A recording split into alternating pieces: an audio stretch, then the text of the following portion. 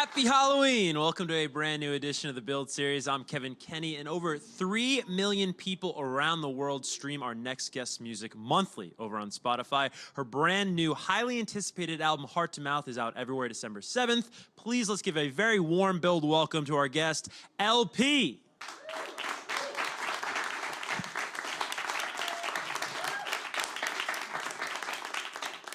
Happy Halloween. And to you. Are you going trick-or-treating later? No. No. You're gonna skip that? Yeah, I mean, I feel like I'm always in a certain costume or something like that. Isn't that what we all are? Yeah, exactly. We're all pretending to be something, right? I think it's really funny, though. I did fly. I had a show in Vegas, like, 2 Halloweens ago, and I had, like, just normal, you know, stuff on. I wasn't dressed up or whatever. And every time, like, all the people that worked at the airport kept going, I got it, man, like Keith Richards or something. And I was like, yeah, sure. And I was like, wow, that's what people really think of me when I'm like walking through, like I'm like a cartoon or something. It's funny. Well, that's how you know you're doing something right. What's Vegas like on Halloween? It's a zoo. Yeah. Like every other day, but like especially then, it's just funny. It's like redundant. Yeah. Basically. Exactly. Well, I always like when we have New Yorkers on the show. We had Ace Frehley, a proud Bronx native, Nice. recently. Just I don't know, the Build is such a New York show between the set, and we're just 4th Street right there. And then you grew up, I guess, a little bit city, a little bit suburbs, right? So which of each? A little bit of Brooklyn, a little bit of Long Island, a little bit upstate, a little bit back to Manhattan. Wow. So you've just been all over the place. Is that all growing up, or is that now into adulthood? That's in and around, and some growing up. Do you have a preference? L.A.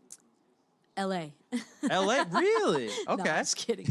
I think Manhattan is, my jam for sure. Yeah. Why Manhattan, not all the boroughs? I don't know. It's just it's the hardest. I like a challenge. Yeah. I think it's like the harshest to me. Like Brooklyn. I love Brooklyn. But I think like for me, the true grit has been here. Like just the folklore is here for me. Yeah. Personally. But I don't know. I think it's like the whole if you can make it there, you can make it anywhere. Yeah. But I feel like. But ultimately, for my life, I think moving to LA or moving to California really changed my whole deal. I feel like I just found my creative muse in that place. It just, yeah. What do you think? It's funny because I feel like some people go out there and they don't find it at all. It's just too true. slow, especially as a native New Yorker. So what was it for you? Maybe I needed to slow it down. I think it's also New York is too vertical for me. I think creatively, I just there were like months where I don't look up in the sky. Like I just like very it. I think I feel like it hemmed me in a bit. In comparison, because I feel like I just opened up creatively, writing wise, so much more on the West Coast. So.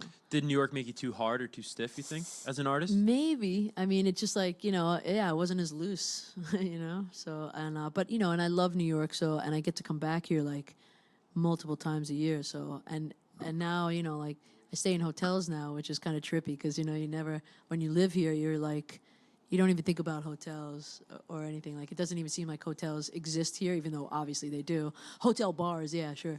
But, not really hotels. There's actually rooms in those bars above them. Yeah. People are actually living lives. Yeah. Traveling, if you will. Did I read this right? Just getting back to your roots here in New York. Were you really into sports growing up? I was. I played soccer my whole life. Okay. Yeah. And then, do I have this part right? Where it really wasn't until the loss of your mother, was it, that you really got into music? Is that fair to say? Yeah, I felt like life was short, I was like, what? I was raised to be like a doctor or a lawyer, and I feel like I just really, I didn't want to be either of those things, really. I just didn't really want to be in school enough to warrant doing those things, and it took me a while to be able to comprehend that you could try to go for something other than that, because I didn't really, I honestly couldn't fathom it. I couldn't believe it. I couldn't even believe, like, I never even thought about moving to the West Coast. That's why I think it holds such, I feel like it was my own, like, I feel like the first of my family, which I think I am, to like live out there, to move out there. And I just feel like it's mine, and I feel like I came to it myself, went there on my own thought. You know, there's no. It was just like so, such a different tact for me than I was taught. It's interesting you say that because a quote that you recently shared comes to mind about your creative process and how it's changed specifically with the release of the new music. And that I guess previously it may have felt like to you as an artist that you were making music, you were creating art, and it was like this big city with all these little streets that you had to pay attention to each and little avenue, Yeah. right? And now it's more of a, I think you've described it as a major highway where all of these thoughts and this consciousness, they're coming from one central location. Is that akin to kind of what you were talking about and carving something out that's yours? Yeah, well, I just feel less, my expression song-wise is somewhat less convoluted than it was, you know? Like, I feel like I truly can get to the meat of what I'm saying easier. And I think that's just from, like, you know, writing songs and continuing to write songs. You know, I don't think, I don't think it, for me, it didn't come easily. It took me, you know, over and over, you know, succession of, like, work and songs that went nowhere, you know, or did and then did. I also learned to like let go of songs, you know, let them just not put anything on them. Like, you know, sometimes you get like I think in the beginning when you're trying to get somewhere, you're always like, or I did this. I would write a song and be like, this is the one. This is gonna do something. I think this feels like something, you know, and then get like kind of like tripped out if like it didn't, like if someone didn't say something about it or whatever.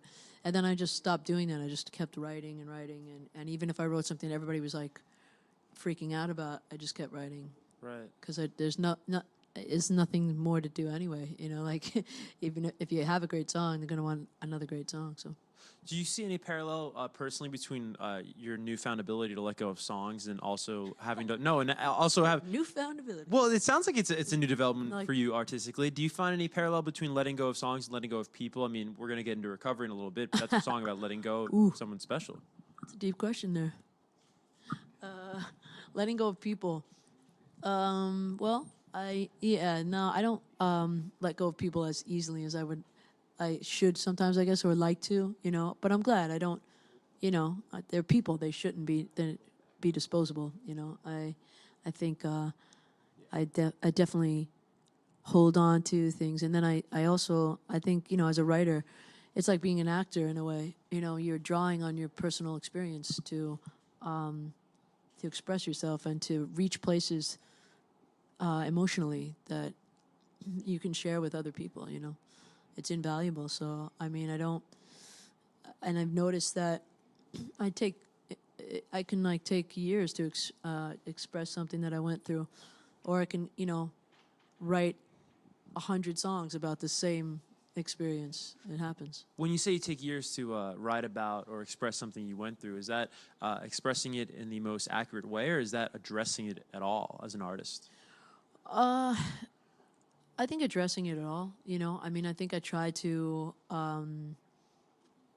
really go there in my head, like kind of feel like I'm there again, you know, when I'm writing about something. And sometimes it's like, you know, this record in particular, I feel like it's there's a lot of tone in it, you know, as far as like I feel like it reminds me of when, you know, when you have a dream and you wake up from the dream and you're like you don't remember exactly what happened, but something felt really bad. Like it was like it was like this, you know, like those anxiety dreams. But sometimes it's like I just wake up and I'm like, wow, that was the saddest dream I've ever had in my life, you know. And it's so upsetting.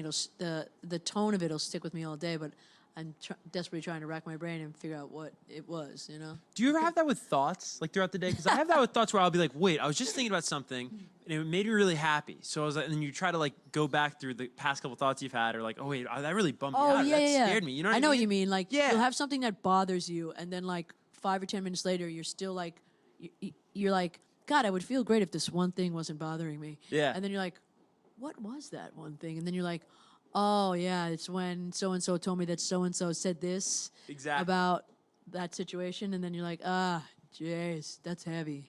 I hate that, you know. You've described yourself as a happy person, a happy artist that's able to sort of get low when you want to get low, or maybe have access to very low moments or low emotions. What do you think it is about you as a person that gives you access to that? I don't know. I mean, I think I'm just like, I'm kind of chill about things, but I'm kind of like, just my emotional pendulum is very severe. You know, like I can go right into the depths, but then I'm out. You know, it's just like I have anger like that too. Could wreck this place in 2 seconds, and then be like, Please don't. Is that just passion, though, at the end of the day? maybe, Yeah. yeah, Just tapping into it. yeah, I think so. What's the difference between, as an artist, paralyzing lows and maybe a darkness that's paralyzing, and then darkness that is actually conducive to creating and you can actually use as an instrument? Well, sometimes I think that's just time. You know, Okay. I've had times where I just can't process, or I can't sing. You know, like I had a song where I couldn't. I was supposed to do background vocals for it this day, and I was like breaking up with my girlfriend at the time, and I was like, I couldn't even sing. I was like, it's like the literal meaning of choked up. I couldn't like utter a note, and it's like, and there's been times, on stage I felt like that, but I have to, have to act my way out of it. Yeah, it's back to the acting, right? Yeah. Be good acting. Theater. Well, let's talk about recovery, because there's so much to unpack here. You're talking about drawing from personal experiences. What's really fascinating about this song to me is that you wrote it initially from the disposition of your ex. And then, if I have this correct, after you wrote it, you found yourself in the same position. Yeah, yeah. I was like a lot of songs that I have. I write them to myself, to get myself out of a situation or to feel better about a situation. And that song, I definitely, I realized that it wasn't cool of me or nice of me it wouldn't be cool or nice to, keep trying to stay in that person's life, and I just needed to respect, even though it was very difficult, because I think, I'm definitely addicted to love. I don't think I've taken a break from being in a relationship. I'm like a serial monogamist, for better or for worse. I mean, I wouldn't change it to and be like and belittle any of the relationships I've been in, because I think it was worth it. But I mean, I'm definitely a love addict. I think I can't, and I think when I experienced it on the other side, because I think they're both very hopeless feelings, like being left helpless. Being left is a helpless feeling, and leaving is sometimes helpless because you can't help the way you feel that you want to leave. But having seen both, I think it's definitely more helpless being left. Yeah, that's because you can't, like that old Bonnie Raitt song, "I can't make you love me if you don't." Like that is the worst feeling. It's got to be one of the worst ones because it's just you can't do it. I mean, at least if you're leaving, you could maybe fake it and just whatever. I don't know. Well, it's funny you say that the latter is worse, because I think, when it's a mix of emotions. It can be conflicted because you're doing something when you leave someone, you break their heart. You're doing what's right for you, and I think that can be a joyous, positive emotion. But then you also know that you're like wrecking this person. Yeah, like it's a very, very heartbreaking scenario, but it just is life, it's that cycle. Yeah. Hey, is it true that you wrote Recovery initially for Leona Lewis? I've been researching that in my own notes, and I can't tell, but I definitely didn't write it for me at the time. I wrote it all about my situation, but yeah, I was just a writer at the time. It was right before I went into writing, when I got signed to Warner Brothers again, and then started, I'm still looking, but it's I feel like it's around that time, Yeah. Yeah. How does it compare when you cut a song that you initially, when you put pen to paper, you wrote it for somebody else, now you keep it? I think of Ed Sheeran, "Shape of You." It's his biggest record of his career. He wrote that for Rihanna. She didn't want it, and he kept it for himself.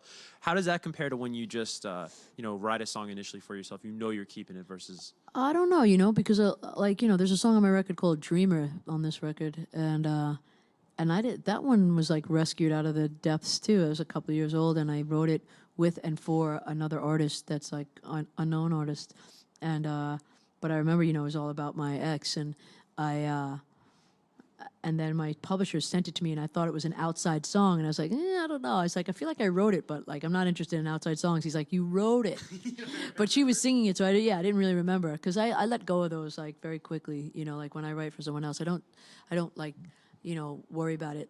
You know, I mean, I've never even gone home from a session and been like to my manager, like, I should have keep this song. Maybe you want to tell them I don't want to get, but there's no, you don't have really that much control over that. But I mean, unfortunately, most songs don't find their way through when you write them, for whoever. It's like the bigger percentage of songs never get cut or never see the light of day. Speaking of the songs that did make the cut on this record, Heart to Mouth, you started working this like maybe early 2017 or at least 2017 last year. What's the earliest idea that maybe you collected for the record that made it onto the final? Oh gosh, I mean, well, Recovery is like the oldest song. That's the oldest but one. I think the first song that I really did was Girls Go Wild. That was, I came home from tour and I went out to the desert, out to Joshua Tree to write songs that weekend. And it was kind of a little bit of an issue in my present relationship. Like, you just got home. You're going to Joshua Tree, my favorite place in the world, with your producer and to write songs. I'm like, I am.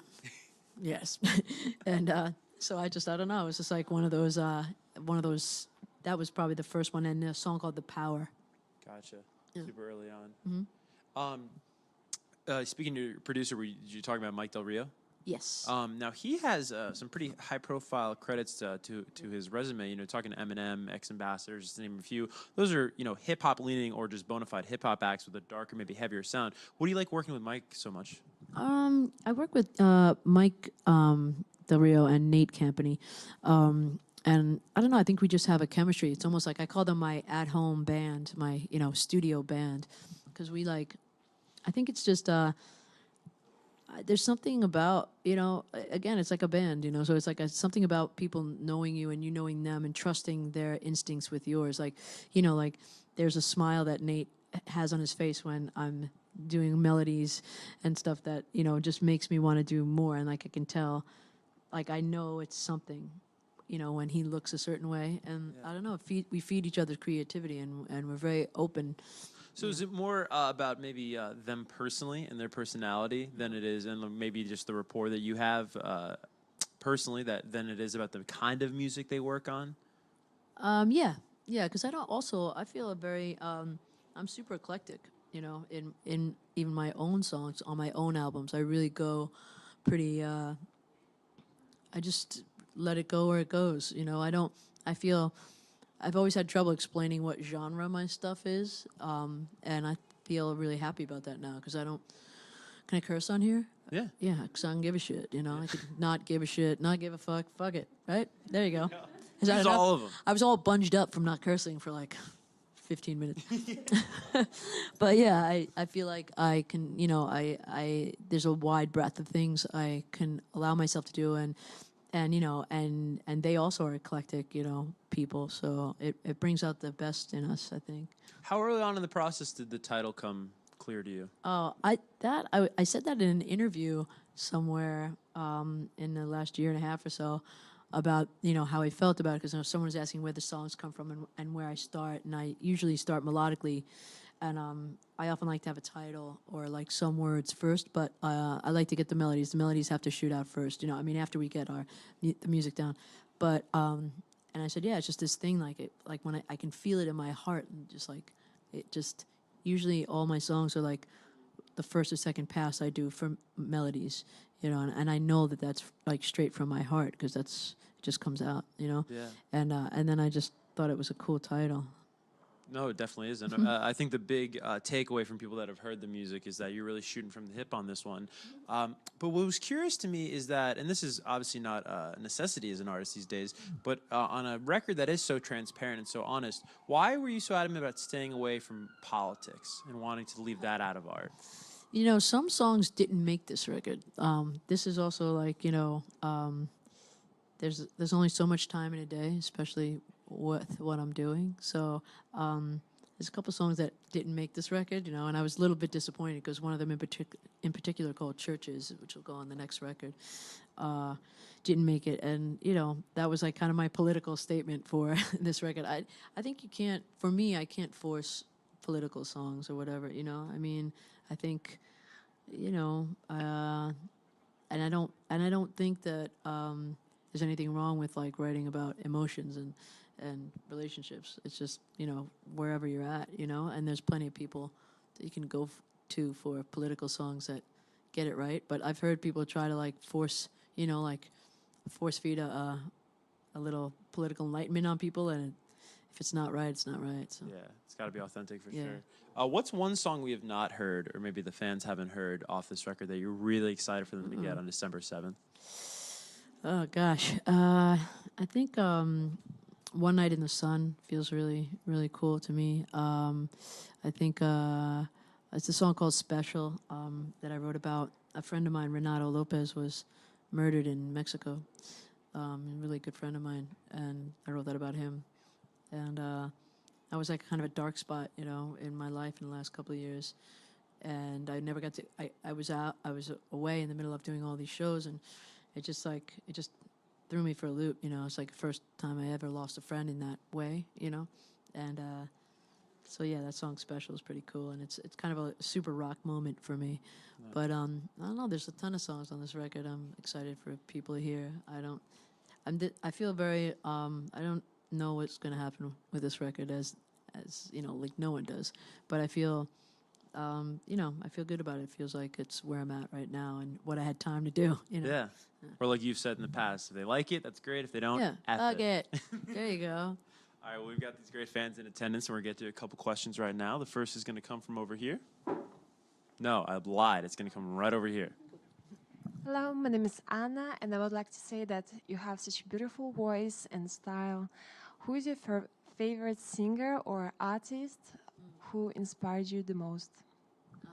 There's so many, I mean, but gosh, I mean, I think probably Freddie Mercury is like one of my favorites. I feel, and or Roy Orbison, somebody like that. Just like a lot of, just like these like live wire emotion singers, almost like with a little bit of an operatic bend to them. You know, that kind of stuff speaks to me because I like the mixing of like a classical sound almost in a rock format. You know, so yeah, thanks. Great question. We have time for one final one. It'll come from right over here. Hi. Hi. Similar to that, you mentioned writing songs for people other than yourself, and I'm wondering who is somebody that you'd really like to collaborate with in the future? I don't know. That's such a hard question, and you know I should get better at it because people often ask me that question. But I don't know. You know, I feel like that person is coming to me more so. Like not, you know, it'll just happen. You know, but I do love Bruno Mars. You know, I think he's just one of the greats of our time. You know, and I love his voice. I love his, you know, his depth. He's cool. What about Noah? You and Noah Cyrus. Do you have a song out? I love Noah Cyrus. Yeah, worked on a song? What she was that? kind enough to include me. I didn't write the song Punches, but she asked me to sing it with her, and I was honored. It was really cool. I love her new EP. Yeah, It's sick. that is cool. Yeah. How'd you find out she was a fan? She told me. Yeah, I'm trying to remember how. I think we hit each other on Instagram or something like that. Yeah, and she. I was just kind of like, really? Oh wow, cool. And I heard she had sung my song Switchblade at her shows. Yeah. Sometimes, and then yeah, we want to write together. We just haven't had time, but yeah, it was really cool. Icebreaker, her having me sing on her beautiful song. I love it. That's awesome. It's very cool. Fortunately, we're out of time right now. That's all we got for today. But thank you That's so much cool. for stopping by. This thing is heavy, man. Is it heavy yet? I've been like, I guess I'm used to it. yeah. Damn. All right, well, guys, thanks so much for watching at home, I should say. And remember, Heart to Mouth out everywhere December 7th. We'll see you soon.